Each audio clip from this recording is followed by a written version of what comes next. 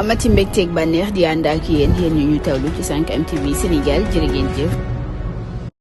mbokk internet yu 5M TV Sénégal dal leen jàmm ci seen chaîne bi de avocat bi di Carl mi ngi yëkkati nag lu ñeel jëm rek ci ubbiwaat procès bu nag nekkoon ci diggante Mame Mbaye Niang ak Ousmane Sonko la ko waral bokk na ci mu ni kon dañu am rek beneen xibaar bu ci daldi rek dolleeku tax na sax nag ñu ni kon bile procès boo moywul danañ ko ubbiwaat ab laaj la bu ñu samp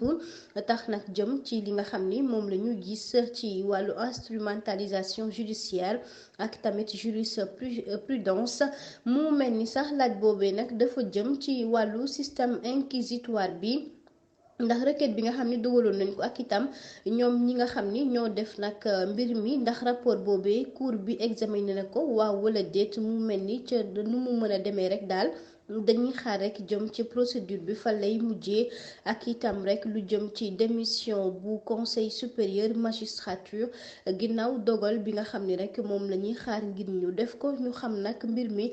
fa lay mujjee moom nag maître Carl Pape moo xamle xibaar bi kàddu yi nga xam ni nag njiitu parti réew mi ak ñamu àndal di Idrissa Seck def nañu ko ci génnum àdduna député bi di El Hadji Malick Gueye ñu di ko ñaan rek ginnaaw tiis bi nga xam ni moo dal ci seen kaw ci bataaxal bi nga xam ni fësal nañu ko ñoom parti réew mi Idrissa Seck daal di koy jiite di ko rek jaale ay mbokkam waaye itam ñi nga xam ni moom la bokkal coalition Idy 2024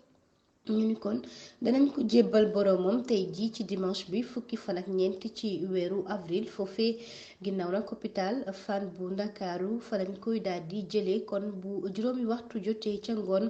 danañ ko rek daal di yóbbu ca Medina Baye ca Kaolack.